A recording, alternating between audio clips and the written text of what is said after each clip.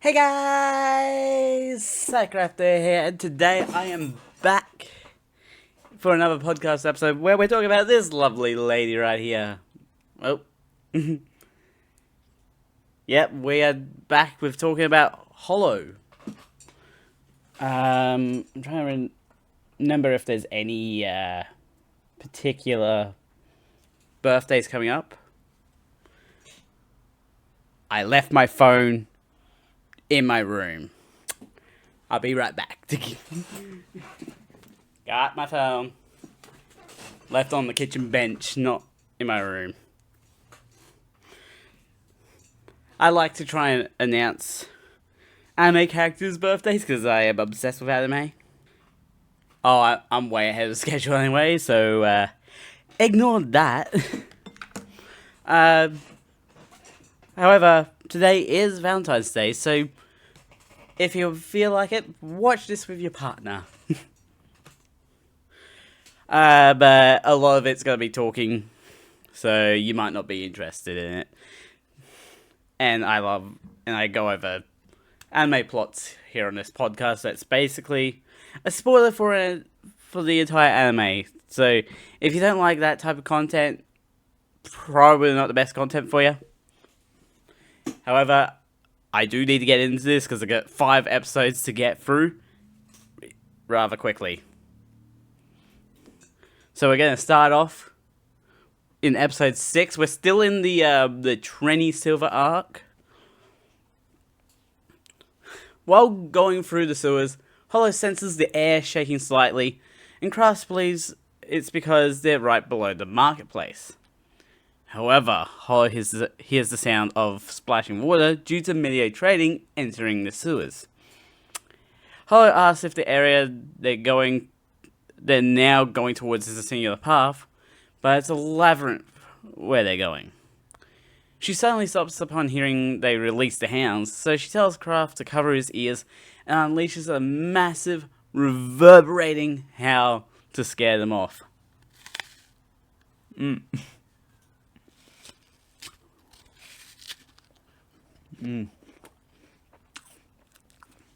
I bit my cheek.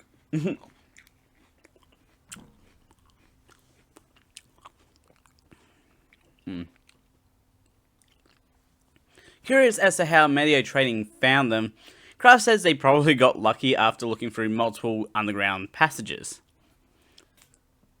Another entrance opens up ahead of them, with a Medio Trading person shouting down that Maloney Trading sold them out. But they figure out that it's a lie quickly by understanding how valuable Hollow is to be sold out so easily. Trying to slip down a side tunnel, another Medio Trading person spots them, forcing them to run down yet another side tunnel, so it's like we're going like with Medio Trading trying to corner them. Kraft leads the way and turns left, not right this time, because it's like confusing notes and stuff like that. Like subtitles don't really line up with actions in Spice and Wolf.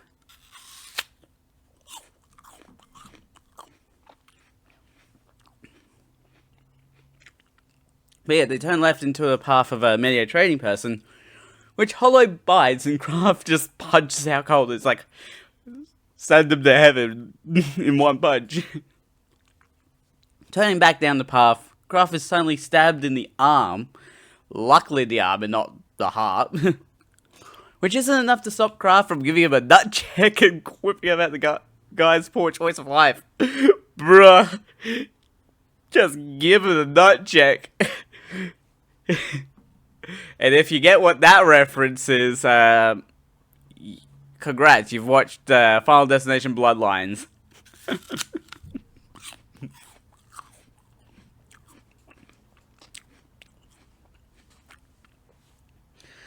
Kraft acts like getting stabbed in the arm is fine, but he's bleeding everywhere and eventually passes out. After some time, he wakes again to Hollow's worried face.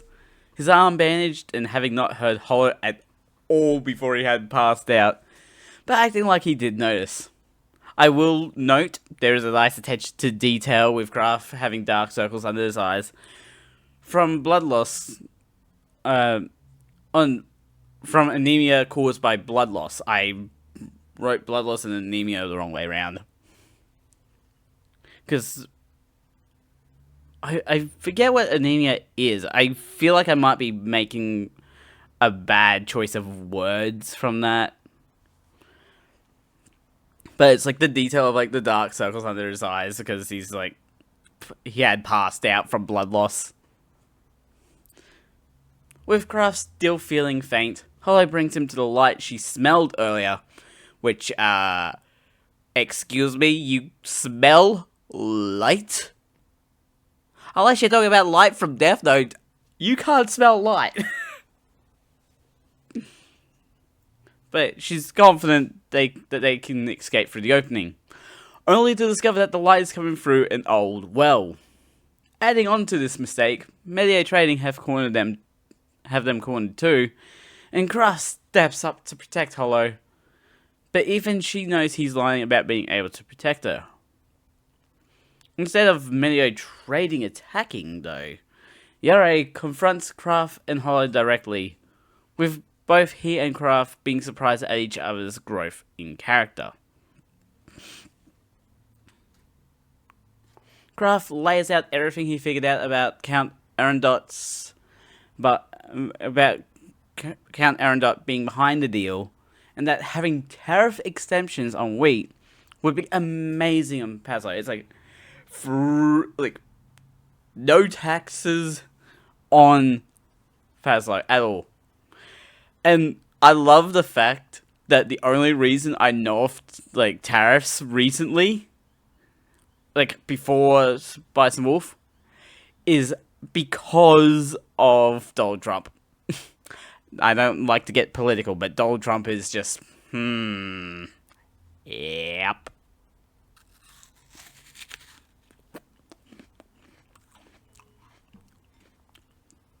As well as Yari being acquainted with all the merchants to pass through Paslo, and with the timing of the festival, wheat is plenty to sell. Yare has no time for small talk, demanding Kraft hands over Hollow so he can hand her over to the church and crush Maloney Trading. He lays out how great it would be to have no tariffs on wheat, which would make both Paslo villagers and merchants rich. It's like, oh damn, they don't have any tariffs on their wheat. Let's go there and buy it all. It's like, yes, wait until the seasons where your wheat doesn't grow because you don't have a wolf to help you. Huh? Or you try and expand beyond wheat and it's just like, that's where you screw up. If Kraft comes on board with the plan, he could have his own store and be able to get involved in bigger businesses. While Kraft understands profit and loss, he reminds Yare that a good merchant honors their contracts. Since Kraft denied, Yare must fulfill his own contract, telling Medio Trading to kill Kraft and capture Hollow.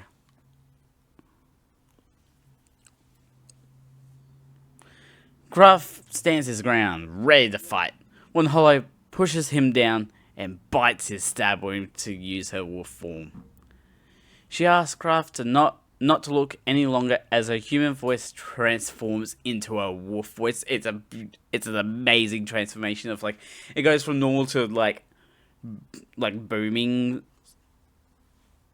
like almost like talking from within the wolf. And ruining Kraft's good clothes with her transformation. It's like, I spent so much money on those, and you ruined him. Everyone is shocked to see Hollow's wolf form, with most people running, but one throws his weapon at Wolf Hollow, only to just get absolutely headbutted. Like, when you're facing a giant wolf, the one thing you don't want to have happen to you is an absolute deadly headbutt. It's just like, it's like, okay. hey! And that person is sent across the room. Yara is knocked over by the sheer wind of Wolf Hollow going after Medio Trading, bowling them all over and clawing two of the Medio Trading members. I didn't know Hollow took up bowling like that. She is the ball. Oh, fur.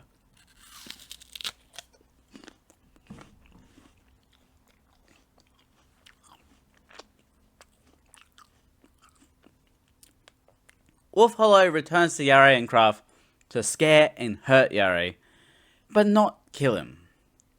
Kraft is scared of her, but she takes the wheat bag and leaves with Kraft, shouting after her about the cost of the clothes and that she owes him. Even if he has to chase her to the forest of the north. The next time Kraft wakes up, he's back in the Melody Trading building, arm properly bandaged this time. Yeah, getting a wolf bite and a stab wound in the same spot would suck. But Kraft says that everything that happened was because of Hollow. Fortunately, the church didn't find her because everything happened underground, which also protected Melody Trading from being destroyed for association with a wolf incarnate. Lucky them. Kraft is shocked to learn that Malhite saw Hollow's wolf form, and Malhite explains that he got a report from his subordinates and came down to see Hollow back in a human form. So, I guess he got to see the transformation back to a human form.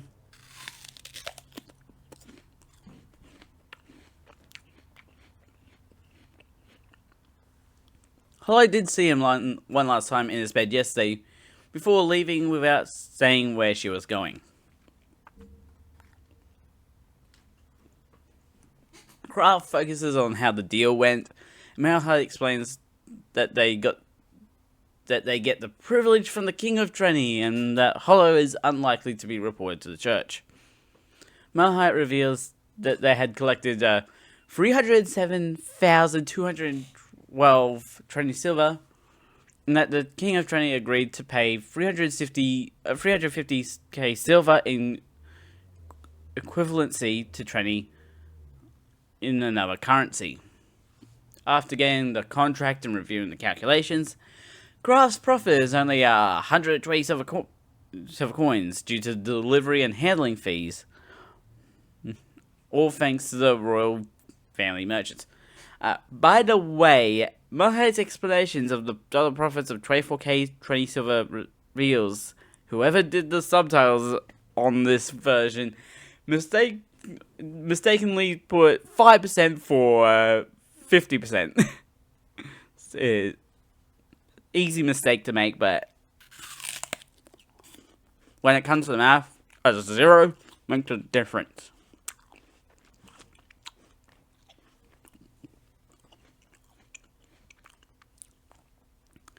However, Malhite has a positive unexpected thing for Kraft from Medio Trading, offering an amount Melody Trading could immediately accept, and in turn, Melody Trading gave Kraft 1,000 Trenny silver. It's like, ching! Instead of taking the money in currency, Kraft asks if they have pepper because of how light and space efficient it is. He also knows that the price of pepper will go up as winter comes around, and people are cooking meat.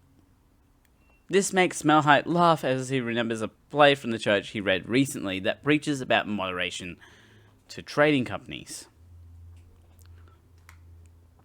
The play goes as follows. A devil approached a rich merchant and asked for the tastiest human in the land or he'll be eaten. With such a threat presented, the merchant presents a maid and a fat servant to the devil. But that's not good enough. So the merchant searches the town for a delicious human and finds a boy smelling of honey and milk. Offering the boy to the devil, the boy turns the devil on the merchant by saying that the merchant seasons his soul with spices every day.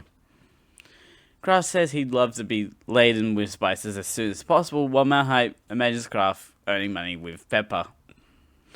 Malhite is about to leave to prepare the pepper for Kraft when a knock at the door interrupts their conversation, and it's someone with an invoice for craft for 140 Trenny silver.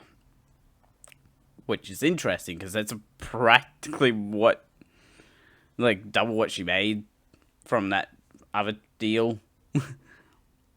Seeing the list of products bought, Kraft leaves immediately, returning momentarily to ask where the loading area is before running there. He immediately knows that it's Hollow who bought everything for herself, mostly because of the 3 barrels worth of apples she bought. It's like, she loves herself some apples. Yeah.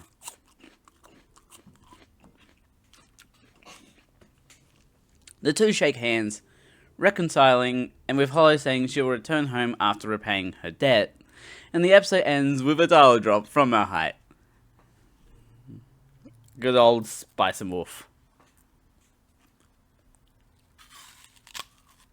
Good apple.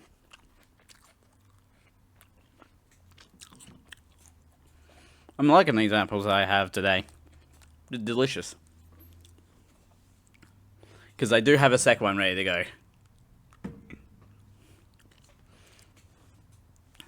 And now, we're in episode 7. We're past, the first arc. Just now. As part of the natural order, some wolves watch a herd of sheep from the forest, waiting for a chance to attack. A lapse of attention from the shepherd, tending to them. Meanwhile, Hollow is brushing her tail and blowing away loose tail fur before laying down and saying she's hungry, complaining about the unpalatable bread. Kraft says that if they were to buy food enough to fill Hollow, they'd be bankrupt in a week. Hollow says that Graf should feel honoured to serve her, but Graf says he'd put that honour in a sandwich and eat it.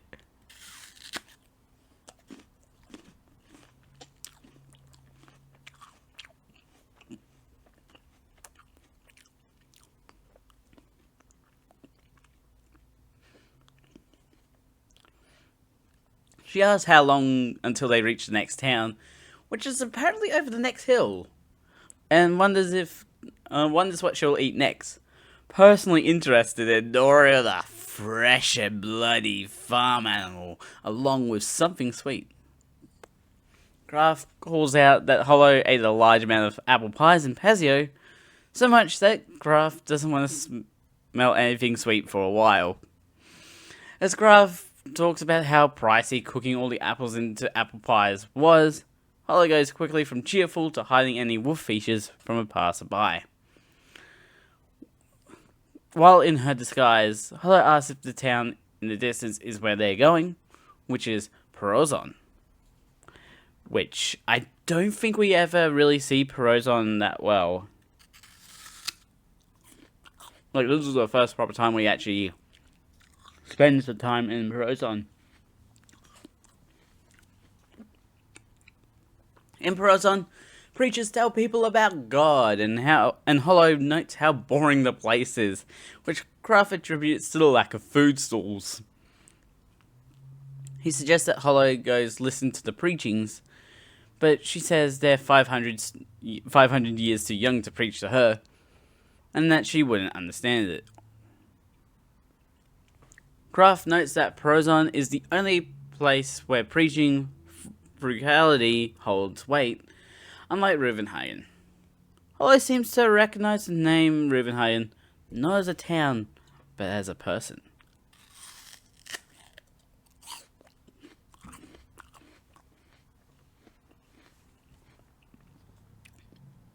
Kraft explains that, in fact, the city is named after the Hollow Crusader, Saint Reuvenhagen, for fighting against the pagans.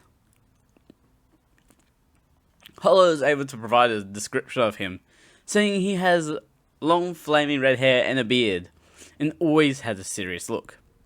Kraft adds that history says Saint Rogan's left arm got bitten off while fighting against a pagan god. However, Hollow reveals she had bit him on the butt for making her angry. So that's where that comment from the first episode comes from. and found it only fibrous, not delicious in any way.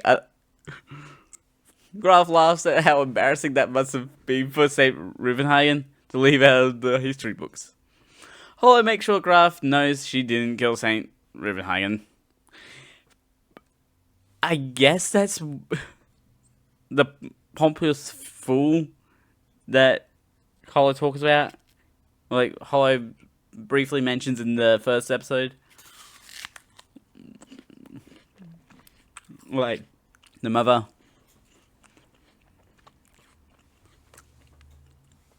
Ready to head to the trading company in Prozon, Hollow takes a moment to change up her appearance so she doesn't look like a nun, but instead a normal town girl.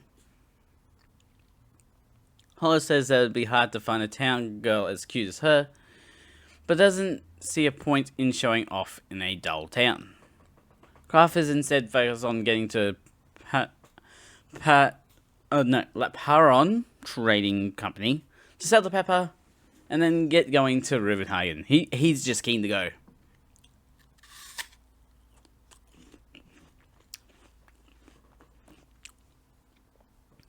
Oh wait, no, we do get a bit of Prozon in the original, I think.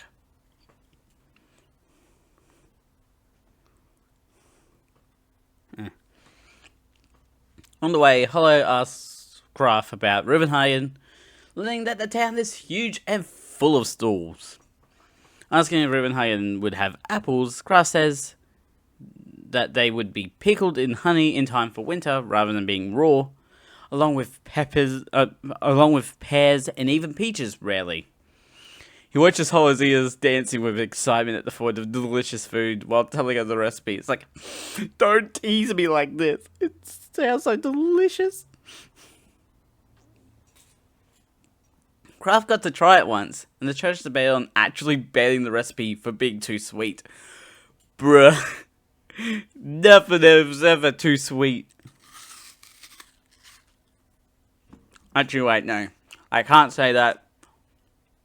There's a lot of stuff that's too sweet out there. It might be uncommon to find them, since they're usually reserved for the nobles, which makes Hollow upset until Kraft promises to get it for her, making her eager to sell the pepper and stress about them being sold out. They reach Laparon Trading Company, where the owner talks about heretics and devils hiding in town and look like normal people. But beat the kettle. It's not exactly like that, but yeah, it's like, Such an example is of a sorcerer that could control wolves living among civilization near Ruvenhagen, but he says that the church forgives them. Getting to the actual business of the pepper, Graf brings out the big bag of pepper, which the owner smelled easily. Like, he just knows what that smell is.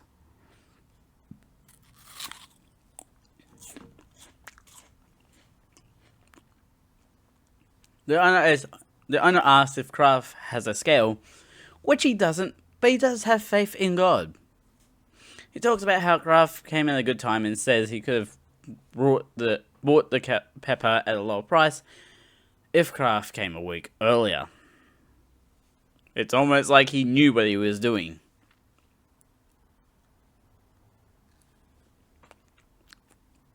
Hollow suddenly pulls on Graf's sleeve to say she's thirsty, when she brushes off at first but realizes that Hollow has a plan, like the Marden fur trade. While the owner gets Hollow some water, she has noticed something about the scales. Later on, Hollow drinks her water while the owner weighs the pepper to be equivalent to 45 weights and asks where it was produced. Graf explains that he got it from Ramapata in the Lidon Kingdom through an import from Maloney Trading. The owner offers aluminum and gold for each weight, which in trading silver is worth 32 and 5. Oh my gosh, that is a fraction that is difficult to read. 5-6 coins. There. 5-6. That's interesting. That the aluminum gold is not even worth like a flat 33. It's like a partial bit as well.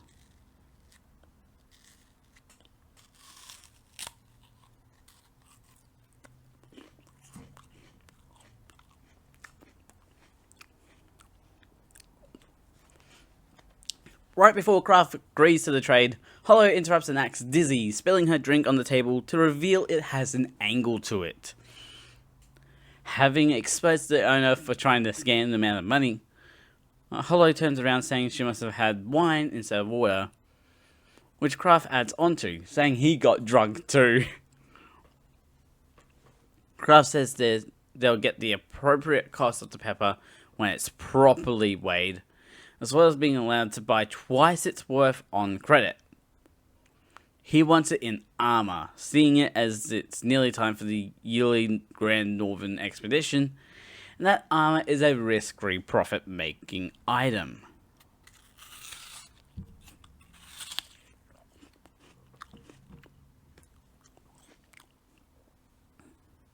Asking if the owner has any contacts with trading companies in Rivenhagen, Kraft says that when he sells the armor there, he can immediately pay back the offset. Hollow joins in and convinces the owner to let her eat dried sheep meat and enjoy some high quality wine. As soon as the owner leaves to call a guide for them, Hollow laughs at his misery, and Kraft is surprised she knows the angle of the table. Hollow leaves Kraft to deal with the armor while she goes to enjoy her food, so they can leave ASAP for Ruvenhagen. As she leaves, Kraft tells her to leave enough money for them to be able to reach Ruvenhagen. It's like, yeah, you buying food is a bad sign.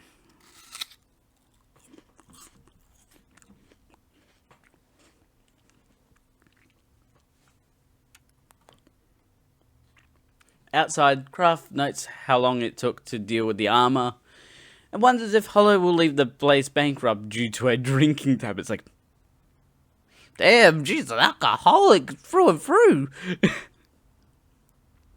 Suddenly he hears a traveling storyteller talking about a town in the north that worshipped a pagan wolven god, but the audience is kept in the dark about what the storyteller said. Like, even us, we don't learn it until way later down the storyline in this season, or in this version.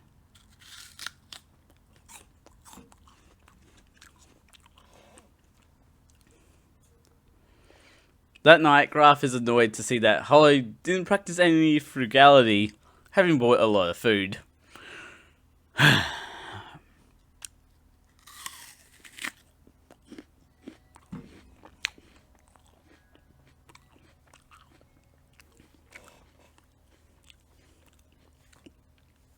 He's also not surprised to hear that now Hollow is full. She wants to brush her tail, and when she gets up and asks for some oil for her tail. Oh, so yeah, she gets up and asks for oil for her tail while in Ruvenhagen. It's like, what is going on here?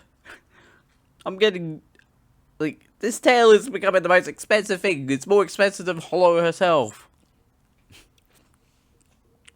Kraft gets annoyed because of how much all her expenses are so far, but Hollow knows her addition of expenses is greatly subtracted by the profit the armor will make. But Kraft says he won't make unnecessary purchases for Hollow, which she sees as a debt imprisonment.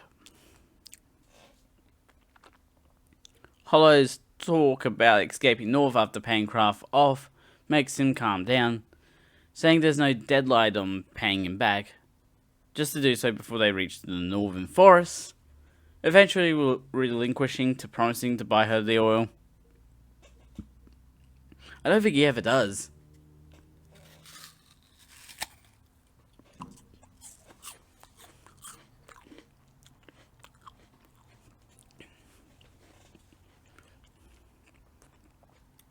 Back on the road, Hollow asks Kraft why he chose armor out of everything, and it's because Reuvenhagen is the central hub for the Great Northern Expedition, which hunts down heretics. Hollow thinks Kraft will be making bank with his armor haul then, but Kraft states many merchants already provide armor, which will lower the price. She mentions they should have more than enough armor to make a profit, and Kraft jokes it'll be enough to afford Hollow's tail oil, and thinks about how spices are the best for profits. Hollow says he should have gone for more spices then, but since the prices don't change much between Perozon and Reuvenhagen, Kraft would be losing out on tariffs, and if he found something more lucrative than spices, he'd already have a shop. Hollow does bring up jewels or gold as good options for lucrative business ideas, but weirdly they're not profitable in Reuvenhagen, which is bizarre.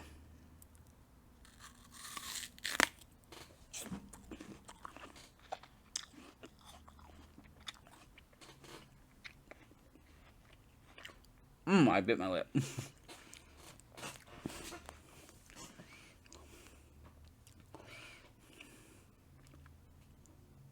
That's because just importing gold into Reuvenhagen will see the person charged with a massive tariff, unless the person is a merchant with connections to the church, meaning they get a lower tariff. It's like, what? What is this scam? Those same merchants can get the seal of the church carved into the gold at Reuvenhagen's cathedral, making it sacred and worth way more. Man, they really never learned from the golden calf story in the Bible, did they? Hollow correctly sums it up as the church and certain merchants monopolizing all the profits in Reuvenhagen. She asks about smuggling in gold, but Kraft shuts it down by saying everyone would be doing it if it were possible, and if you're caught, you'll at least lose your dominant arm. Definitely don't want to be losing that for anything important.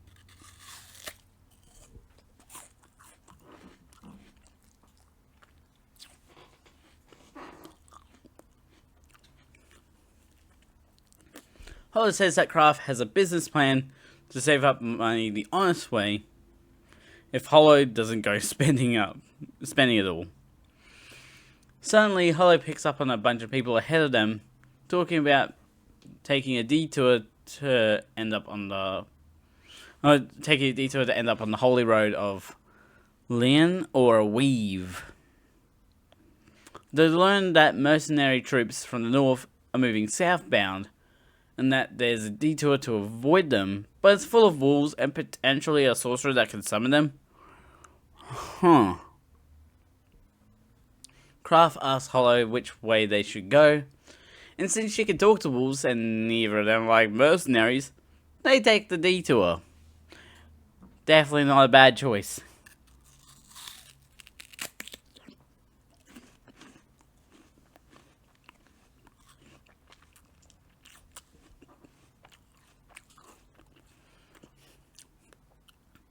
While on the detour, Hollow says that wolves are not foolish enough to be easily found in open areas, but a type of human she hates is ahead of them, hiding her ears and tail quickly. Kraft thinks it's the sorcerer, but instead it's a shepherd who seems to be mistaken for the sorcerer. Doing a ritual greeting to the shepherd, Kraft stops to talk to the shepherd and is surprised to learn she's a female shepherd. Ooh la la.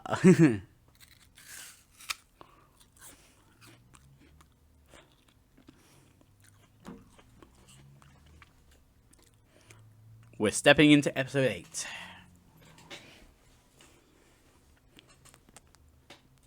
The female shepherd does her blessing over Kraft, drawing an arrow in the circle, all while Hollow sits there bored. She's just like, why is this happening? Kraft apologizes for suspecting the female shepherd of being a sorceress, and asks for a prayer for the safety of their journey.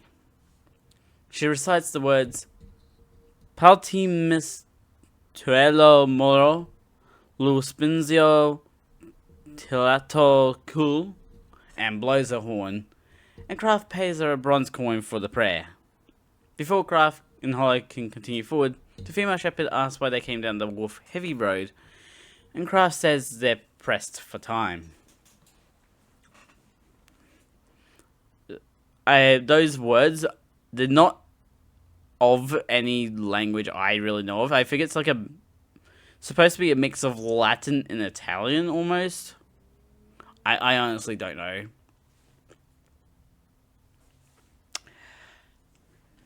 It takes her a moment to ask Kraft to hire her, to which he answers they have no sheep.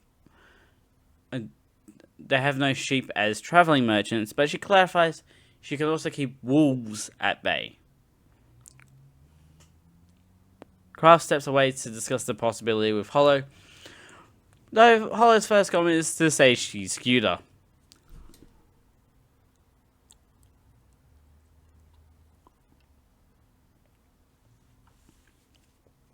Asking about her skills instead, Hollow says that he already has her to get rid of the wolves, but Kraft sees her as another business venture.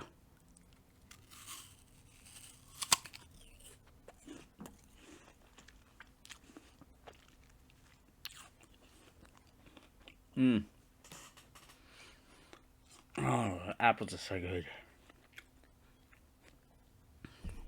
The bit's pricey, but it's worth it for a delicious snack. Passing Hollow's lie test barely, Hollow states she could easily hunt the female shepherd's sheep, but she can easily hold normal wolves off from their attacks. And with how young she is, Hollow fears how much stronger she will grow in the years to come.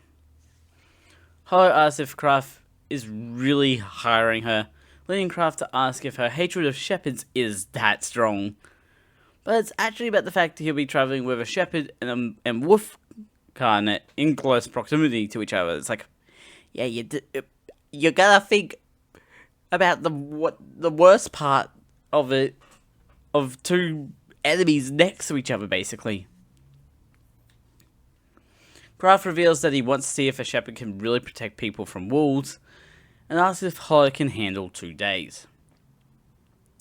Hollow is worried that travelling with strangers could lead to her secret being discovered, but she can handle 2 days.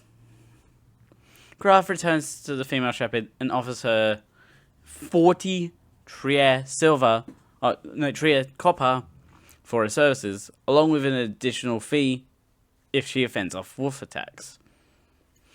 Asking her name, the female shepherd says that it's Nora Arend, and her dog's name is Enek.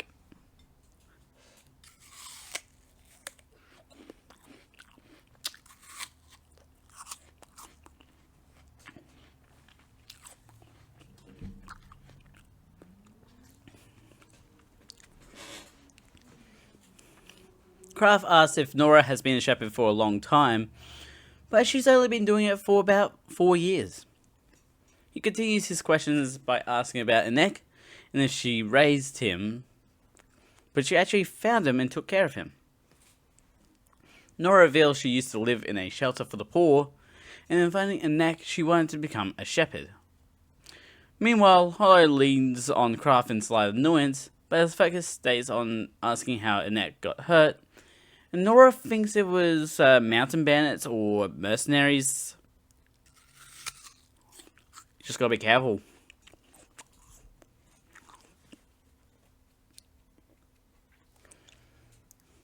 Kraft was surprised that Nora offered guarding duty since shepherds don't normally do such things.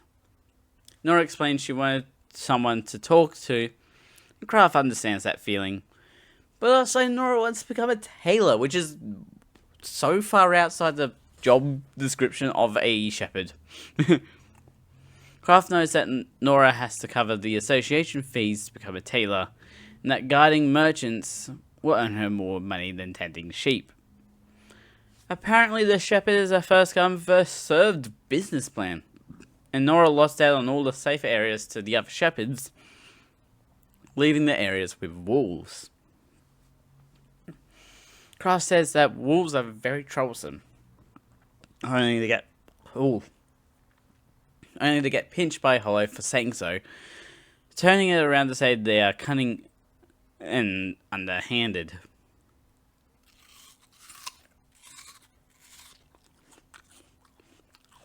Nora thinks they could be listening in on them, so she won't badmouth them. Again, ironic.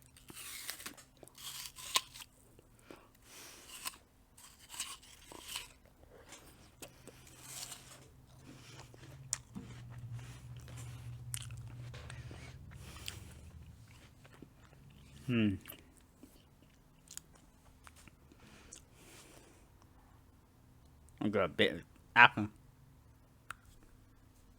apple in my teeth. Later in the afternoon, Nora sets up to go to bed as shepherds rest earlier than most people in order to watch over the sheep late at night. Gruff mentions how Nora could easily handle a larger amount of sheep, but she's just happy for any small amount of work. He suggests Nora changes her employer, but that's just him thinking in terms of being a merchant. Nora asks if it's common to change employers, but instead Gruff asks her own question of if she works for the church, all to answer she probably doesn't need to change employers. He does say the pay is lower, but also says that the church will exist as long as God doesn't abandon them, and Nora will at least have the money to survive. Which is always important. You gotta survive first before you can do anything good. Gruff promises to tell the merchants in Ruvenhagen about Nora because God never forbade having a side job, which she thanks him for. While Nora sleeps, Hollow finally gets a chance to brush her tail and be annoyed that Craft's focus is all on Nora. Craft asks if Hollow could have groomed her tail in the cart, but she doesn't answer why she couldn't, honing in on the topic of Craft and Nora's chat earlier. He's glad to have spoken to a normal girl after his time with Hollow, who was quick to say Nora disliked speaking to him to mess with him. Falling for the trick momentarily, Craft quickly recovers composure and says he's glad he's not loved at first sight because he'd missed the pleasure of witnessing someone's affection for him grow. Hollow drops the joke from her mouth from shock before laughing for how unlike it is for him to talk that way. It's like, she is just stunned at his words. Like,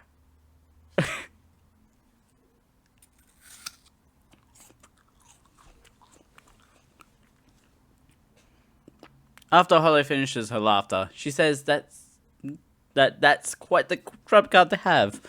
But Craft's just glad that Hollow's bad mood over being unable to groom a tail is gone. Craft goes to collect firewood, and Hollow pulls him back and suggests she might eat one of Nora's sheep. But Craft sees through it as a bad joke. It's like, that is a terrible joke. You can't make that type of joke here. They finally reach the massive city of Ruvenhagen, and Hollow is impressed by its size. Craft pays the 40 Tria silver with 2 Trenny silver, knowing it's actually worth 45 Tria silver as an investment in potential wool trading with Nora. Asking if she can guard people on more roads, Nora says she can go as far as Kasrata, Perozon, and even Lamtra by going through the forest.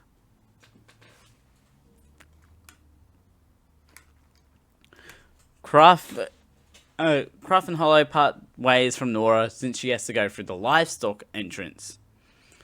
Hollow is excited to finally get her hands on the honey pickled peaches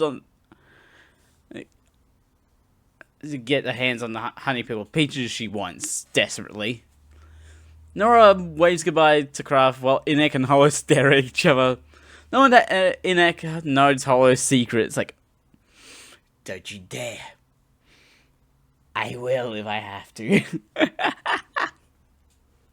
At the entrance to Ruvenhagen, Craft gets asked for a pass permit and what he brings to trade. When Craft reveals he brought armor to trade, the guards get worried but continue their usual work of asking if Craft will pay taxes with cash or goods. Glad to hear he's paying with actual goods. It's like,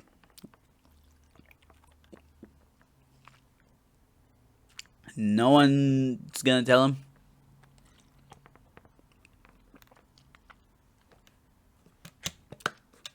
No one's gonna tell him how screwed he is.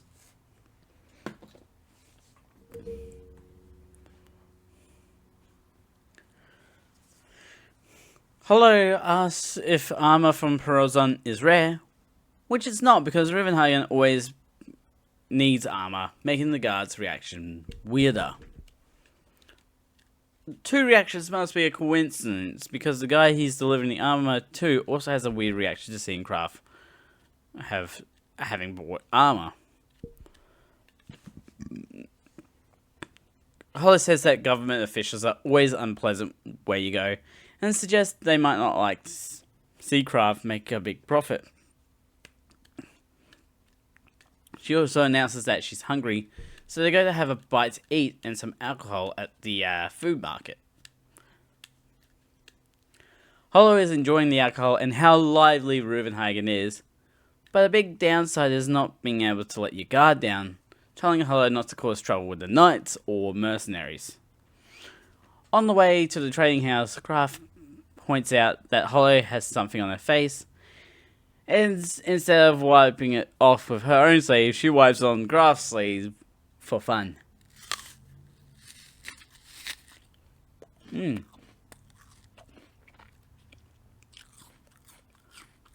Always delicious.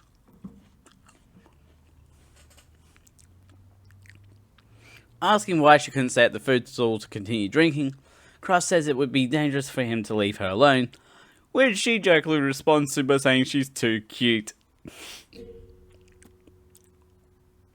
Which is true. She is cute.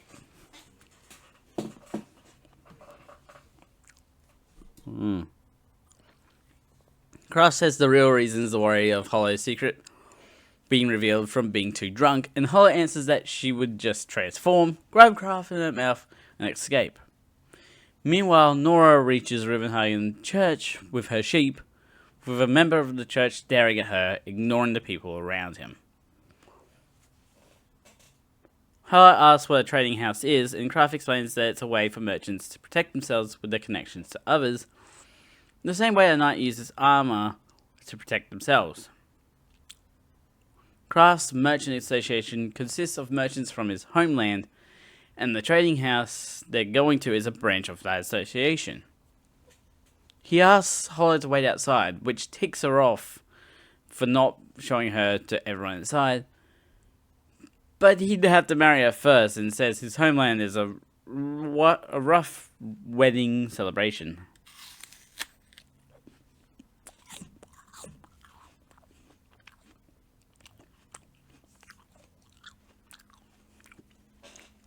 Kraft promises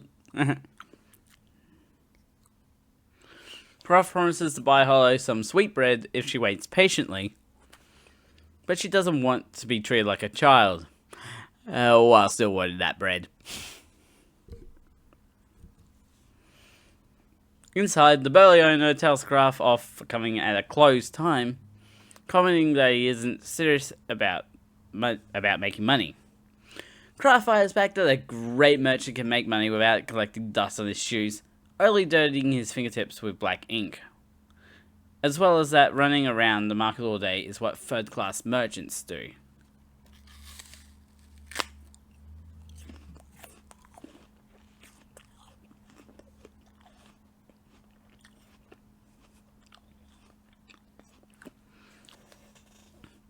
The burly owner is proud of Kraft becoming quite the smooth talker, calling him son, like every other member of Rowan's Merchant Association, as well as Kraft's bedwetting and brothel secrets. It's like, he knows Kraft's secrets, oh no.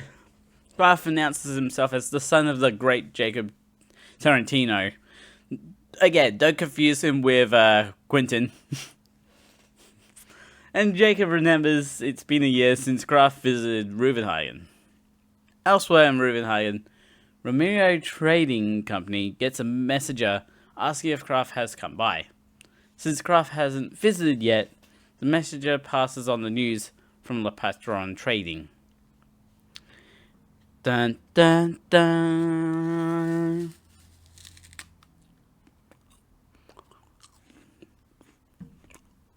Oh, I keep biting my gums.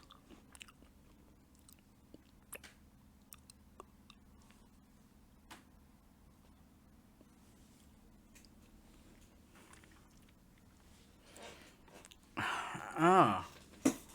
Why do I keep biting my gums whenever I bite an apple? I don't know.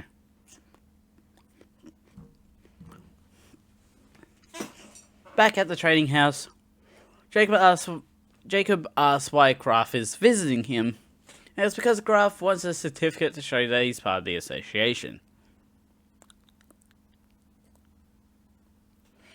Jacob says he wants Graf to become a merchant that makes others flinch at his name, otherwise Hollow will leave him. Although he doesn't know about Hollow yet. Graf says that Hollow is an investment of sorts, making Jacob confused, but there's something in it for him. He remembers to bring up if there's any merchants wanting to travel to Lamtra, and Jacob immediately knows he's talking about Nora. Many others had the same idea, but no one wants her as a bodyguard because she's associated with the church. Since she's the only one to be able to wander around the forest, being involved with her is a massive mess with the church.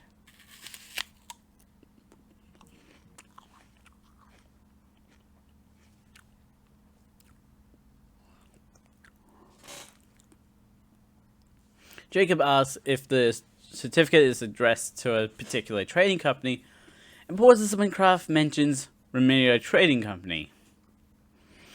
Graf questions if something is up with Remedio, and Jacob says that he'll find out when he visits the Remedio trading building. It's like, bruh, just tell the man, put him out of his misery.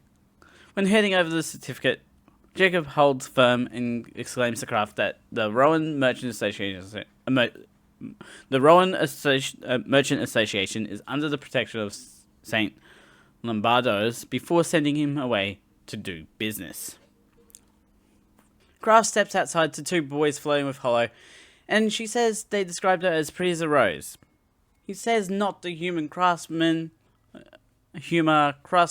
apprentices because as they all snatch her away, and Hollow asks if he would save her again, even though she did the saving in the end. Hollow then reveals she overheard everything Graf and Jacob were talking about, asking him what about Nora he likes. Graf tries to sweep what Jacob said under the rug as his way of grooming people, but Hollow isn't believing it. However, Hollow was just teasing him and didn't expect a sincere response from him, which makes her happy. But she wants Graf to show her his sincerity, like how knights show theirs by leaving their shields and swords with others. Graf brings up the honey pickled peaches and sees her ears move, revealing her attempt to manipulate her way into getting them, which upsets him. Graf storms off angry, with Hollow following and telling him to calm down, so he stops and says he's not angry. Hollow says they should get separated and asks to hold his hand, and Graf agrees to do so. Meanwhile, at the church, Nora talks to the father about potentially taking the sheep to a safer area to graze, but gets denied because she can keep wolves at bay thanks to God. Back at their in-room, Graf is humming while drawing a store design because he's happy there's profits on the horizon. Hollow says that hunters are most vulnerable when their attention is entirely focused on the prey, but Graf says that's not similar to merchant trading. Remembering the details of buying on credit, Hollow brings up that Graf is currently in debt, but he's so certain that the armor will sell. Graf brings up that if he bought apples all the time, Graf would quickly run out of money. He prepares to go to sell the armor to Remedio Trading and says there's nothing to worry about. On the way to Remedio Trading, Hollow notes how lively Reuvenhagen is while eating a meat pie, and Graf explains that it's the busy season in town. Hollow sniffs the air and says she doesn't mind the smell of honey pickled peaches, making Kraft reminded it's a rare item. Outside Remerio Trading, Kraft and Hollow note how unlively the building is. Not even a monk's prayer is audible. Kraft mentions how loud Hollow's pie crunching is that she might have missed a noise inside, but she turns out to say people are inside.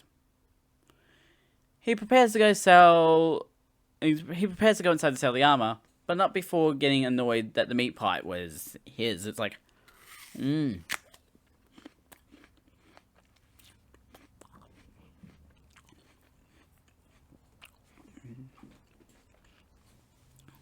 Entering the empty training room, Kraft is met by a businessman, curious as to why the training room is empty. He says he can come back another day when the businessman calls out Kraft by name. The businessman knows Kraft is planning to sell armor bought from the patron trading, then reveals that his debt was transferred to Ramiro Trading. That's because there was a recent drop in prices for armor, and Kraft didn't know and is now bankrupt. All because of the cancellation of the Northern Expedition, leaving Hollow stunned.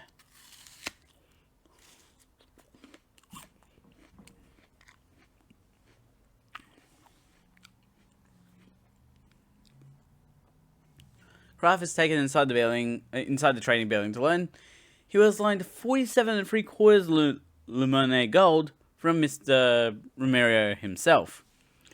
Now Kraft has to pay it back before the deadline in 48 hours, or the Rowan Merchant Association will assume the debt on his behalf. Kraft is still certain he'll sell the armor at high prices and pay off the debt, but when he steps out to the cart and Hollow, he's fuming. Hollow asks what happened, and it's basically the armor they spent time hauling to Rivenhagen is now worthless trash. Kraft also can't run because the network of merchants expands entire countries, and he'd be found out if he does any business. Hollow mentions how a wounded animal will be eaten to the bone, and asks if Kraft will allow for that to happen to him, which he won't. She says she'll help Kraft, not in the way of cutting into her food costs, but if escape is necessary, she'll help so Kraft can keep his promise. Kraft's current plan is to go back to the Rowan Merchant Association to ask for Jacob's help, and wants Hollow to go back to the inn, but she insists on being with Kraft to help. She even tells Kraft to lie that they're lovers just so she can go inside the building, but Kraft comes up with a simpler lie of them being business partners. The better choice. Immediately, Jacob's first question is about Hollow calling her beautiful, and Kraft says they're business partners, bringing up the bargain fur deal.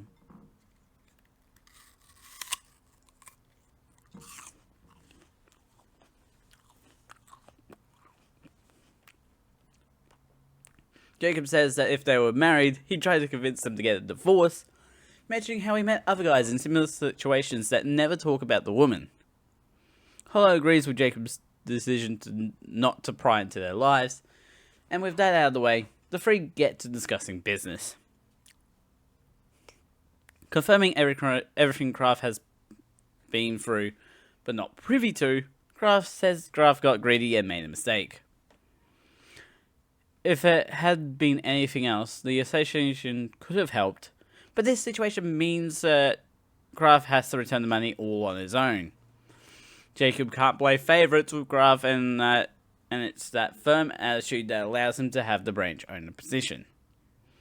Hollow can't ask. Kraft can't ask the other members of the association or the association itself for loan money either. Ramiro Trading also suffered the armor trade burst and will want to collect their money as soon as possible. This means that in 2 days, Kraft's failure to pay will be public, and he'll be detained by Jacob and forced to row a long-distance boat, or mine, for 10 years to pay it back. Jacob still promises to help the ways he can, and trusts Kraft so he won't detain him immediately, just to go do what he needs to earn the Luminone gold. He mentions some businesses have surprising loopholes you can only see in a pinch. With Jacob and the association out as a plan, Kraft turns to the local businesses he knows to try making smaller loans, but the first one is a bust due to tight money. Kraft is still confident with the others, but they continuously close him out, somehow without him showing any signs of distress. However, as more businesses deny Kraft loans, he ignores Hollow more and more, and Hollow even watches through a window as one business throws water in his face. A pub business denies Kraft a loan, and the patrons toss bronze coins at him as a joke, which Kraft takes.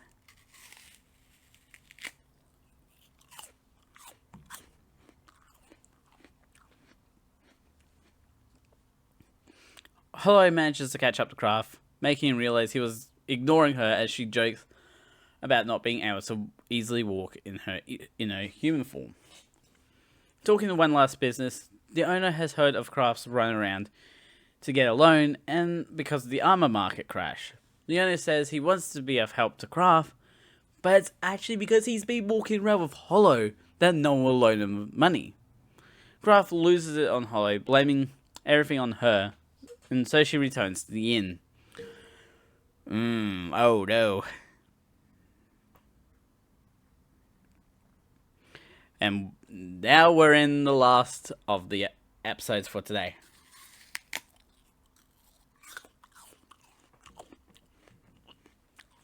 Oh, I got a bad bite.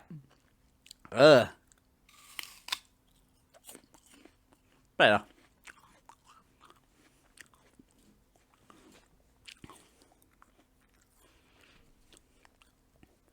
Okay, we're at episode 10 though. Hollow sits on a bed in the inn, while Kraft is still running around begging businesses for money. And he does get some from one, the owner yelling at him to disappear. Kraft returns to the inn, head hung and not answering the innkeeper, not wanting to face Hollow after yelling at her earlier. Hollow is fast asleep, which allows Kraft to say sorry without her answering, leaving the money he gathered and that he's out of ideas outside of gambling. Kraft wants her to have the money, knowing she can grow it or just spend it before leaving the inn. Hollow proves she has an accurate throwing arm though, nailing Kraft in the back of the head with the money and yells at him to return to the room. Back in the room, Hollow asks for how Kraft managed to collect the money so far, and what he would have done if she ran away with it, but Kraft collected it with that in mind.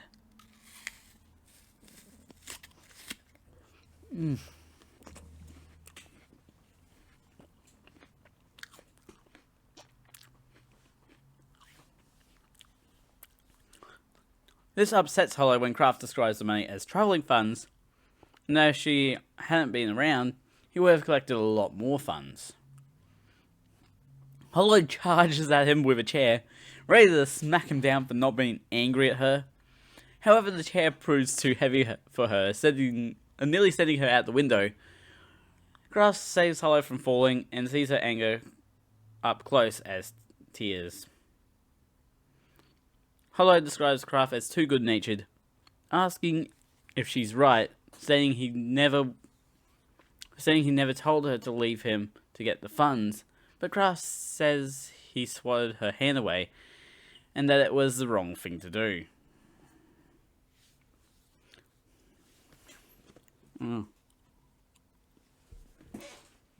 She said she forced Kraft to take her along to the business due to her selfishness, and since her actions backfire on Kraft, he should be angrier, hitting him on the chest.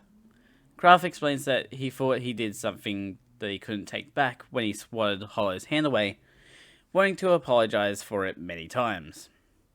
Hollow asks why Kraft is so good-natured, not happy with the answer that it's his personality, punching him in the chest for not saying his actions were a sign of his affection for her.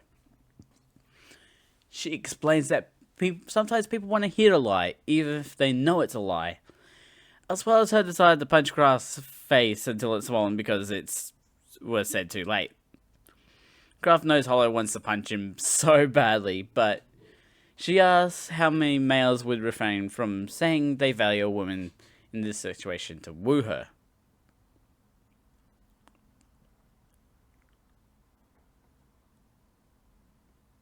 Requesting they do it over, Hollow asks again why Kraft is so good-natured, and he answers this time that she's special to him. Hollow rests her head on Kraft's chest while he hugs her, her tail wagging happily as she bursts out in laughter about what they are doing. Kraft says Hollow's the one that wanted to do it again, and she says that she asks if that was good practice for him, saying that next time he should make her upset, that arguments may be resolved faster if they do fight.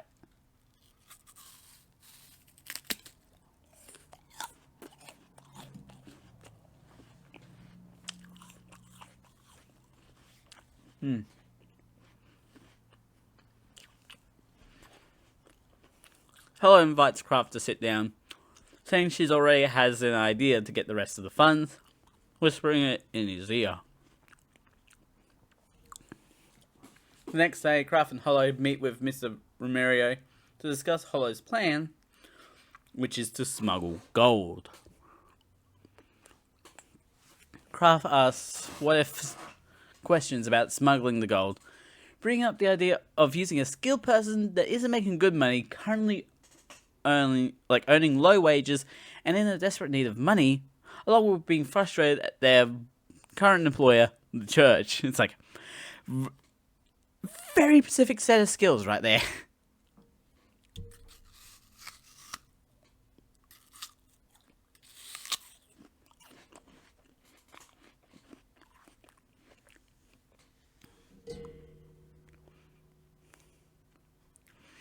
Mr. Romero knows exactly who Kraft is talking about, and if Kraft can convince her it's an act against the church... Hello!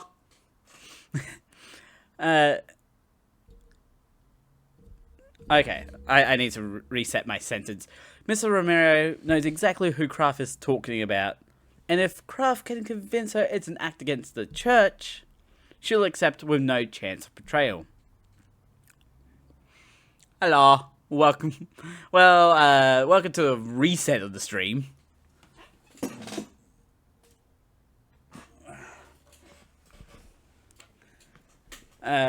Asking why Kraft came to him to tell him the plan of the plan, and Kraft says he has 2 reasons for doing so.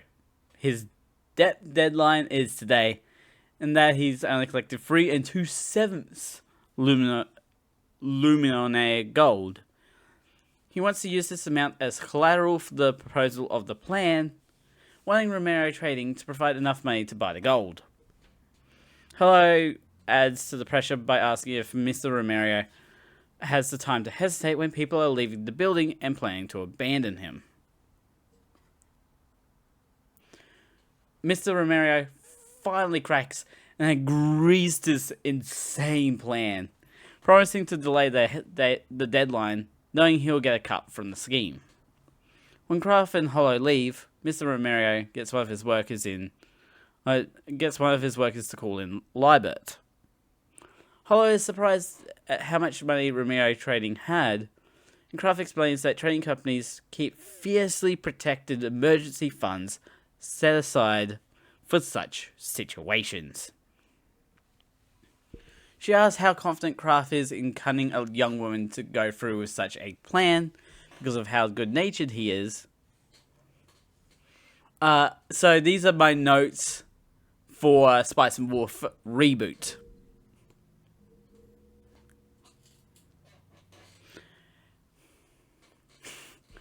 I do my best to describe the details as best as possible. But yeah, she's like hoping to be able to convince her to be a little useful. Kraft says that Hollow has been plenty useful already, that was the one to be blinded by greed in the first place by an item that had crashed in price. Also, if Hollow helped in everything, she would use that as an advantage to have her way later. I wonder if it'd be for more apples. And Kraft plays along by saying he almost fell for it. The church wraps up service while they're chatting, and Kraft calls out to Nora when she steps out. Kraft acts like it's a random chance they met up, but Nora knows better, so he continues attacked by saying, "Too many people drink the holy blood during church." Nora rarely drinks wine though, and Kraft gets to the point that he has a job to offer her, heading to the food stalls to discuss it. Kraft recounts how Nora said she could travel as far as Lamtra, even with a small group of sheep. Mentioning the job, Kraft says the payout is 20 luminaire gold. Luminaire? I never know how to pronounce that word. Which shocks Nora, but it's only if they succeed. All Nora needs to do to get her cut is to take her sheep to Lantra and bring them back safely. Oh wait,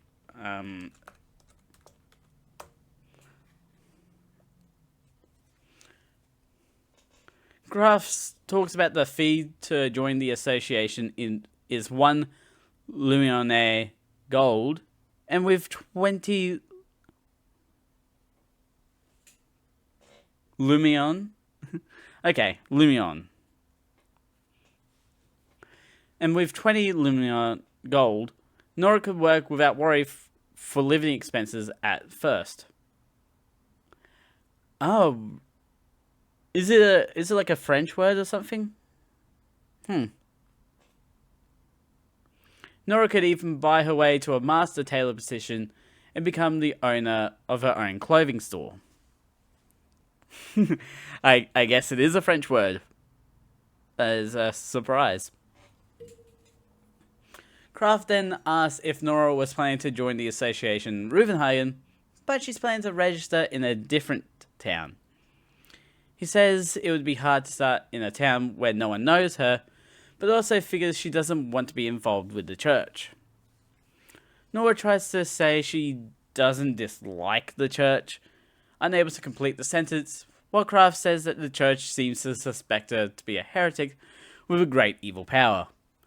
The funniest thing about this whole scene that I don't really mention in my notes is the fact they're right outside the church talking about this.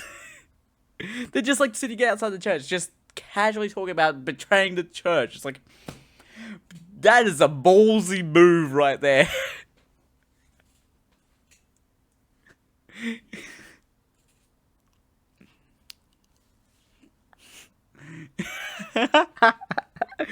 Yeah.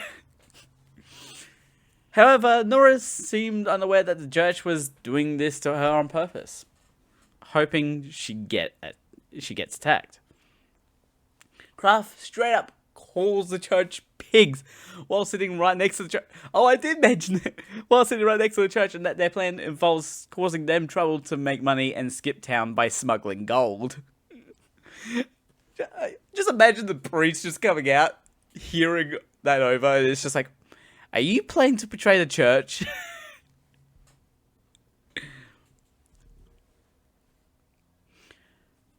Because of how strict Ruvenhagen is on smuggling gold, the plan is to hide the gold under the bellies of the sheep. The price of gold is so exorbitant in the towns under the influence of the church, but all but Lamtra, which is a pagan town. Ah, convenient. Very convenient. Nora is the perfect shepherd for the job, since her travelling through dangerous and secluded areas with her sheep will raise no suspicion. On top of that, they'll be taking the shortest route to Lamtra and getting back at the church through gold, their main source of income. Nora accepts the job, shaking Kraft's hand and discussing the finer details of the plan. That night, Hollow asks why Kraft isn't happier that the plan is going forward, but there's no way to be happy about committing fraud. It's like, yeah, you're committing, like, not just basic fraud, like, it's almost like capital fraud, I think it would be.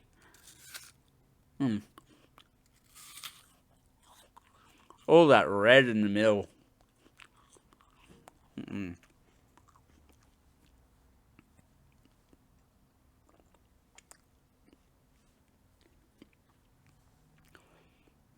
Where was I? Yeah, and on top of that, involving a young shepherd, it's like, yeah, you're committing capital fraud by involving a, like, 16-year-old. However, Hollow says that Nora isn't a simple sheep to be hunted and eaten like prey, that she took the job knowing the risk and might not be a sheep at all. She also says that Kraft isn't too bad himself and is not one to be underestimated, and Kraft jokes about his charm, getting a laugh from Hollow. Kraft says they'll have to work hard to be able to laugh at the end of the plan.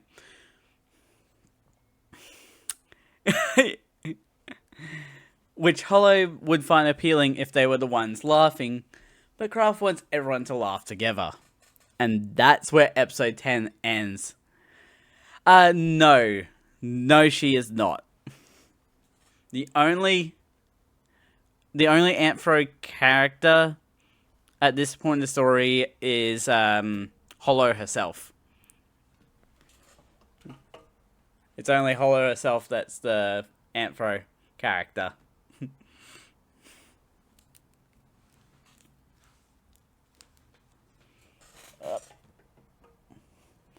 But yeah, that's it.